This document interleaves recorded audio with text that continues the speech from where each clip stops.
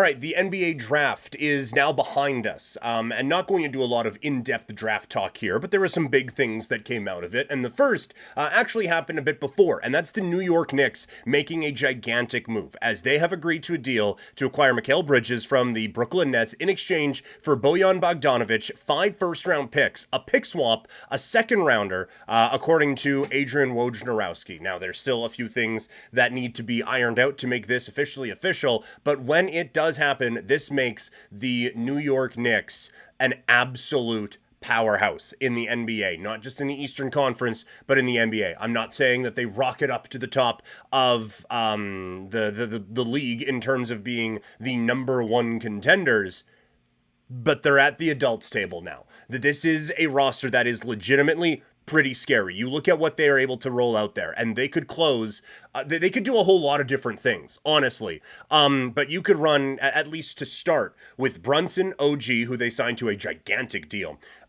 Bridges, Randall, and Robinson, with Hart, DiVincenzo, and McBride coming off of the bench.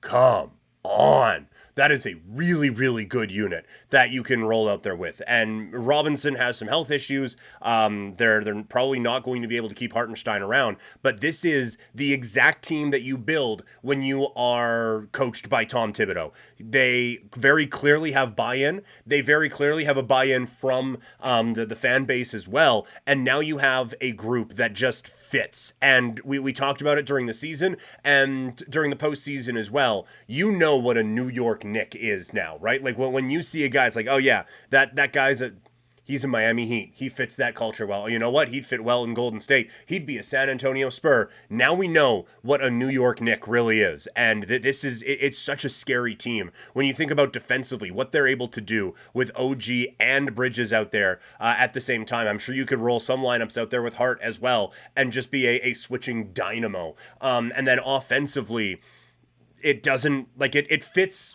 perfectly with what they're trying to do in not taking the ball out of Brunson's hands too much, but still having some other scoring options there when teams kind of swallow him up, or if Brunson's a little bit banged up, or at the times where OG is banged up, and those are going to happen, you can just slide Hart or DiVincenzo in there and still feel very, very comfortable about that situation that's going on. There is a lot that you can, I think, be really excited about from a New York Knicks standpoint.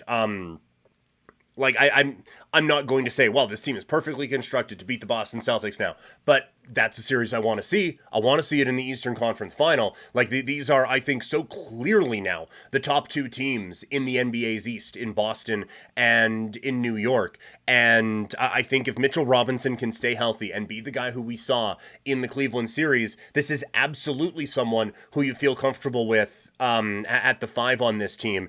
And with Brunson now definitely being underpaid, and probably Bridges as well, you can go out and maybe overpay a little bit for OG Anunoby. And they're able to make this move, and they still have Julius Randle. If they want to, like, if they need to reacquire some draft picks to make another move, or just throw him in to, like, just trade him and make a 1-for-1 or something along those lines. You still have that chip that you're able to move, but also it sounds like the team has kind of rallied around Julius Randle. And I think with Randle in the lineup this year, this team is competing with the Boston Celtics in the Eastern Conference Final. So it's such a good move, and it's a lot of draft picks, and it's if you just look at it as, well, this is Mikal Bridges for 5 first-round picks, a pick swap, and a second-rounder, it's too much. It is like that. There is no question about it. Like the player Mikal Bridges probably isn't worth all of that, but he's worth it to the Knicks.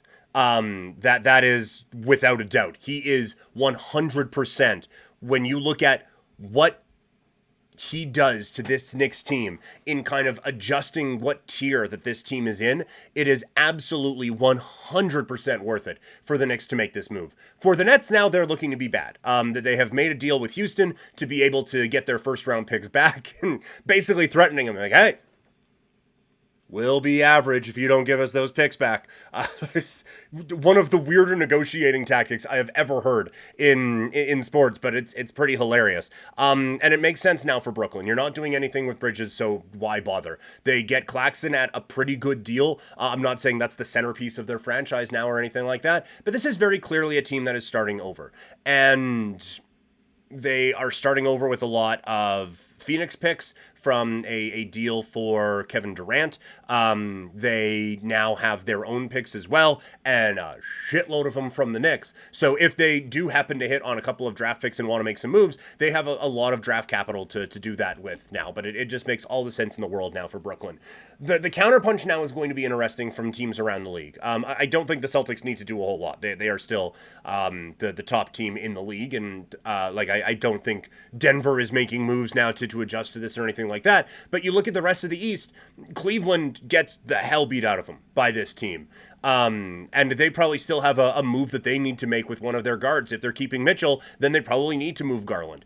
When you look at Milwaukee, what kind of counterpunch do they have? When the three guys are healthy, Lillard, Middleton, and Giannis, that's a really good team, and one that would give this group a bit of an issue, but one that this group is better than. So what do you do there? Philadelphia, you have Embiid, you have Maxey, pretty good start. You have a ton of cap space. Does Paul George make them better than this team? I don't know. It makes them different. It makes them a challenge. It would be interesting, but you're not 100% above this team. The Knicks have now moved their way into being one of the measuring sticks in not only the Eastern Conference, but in the entire NBA. And I never thought that would happen.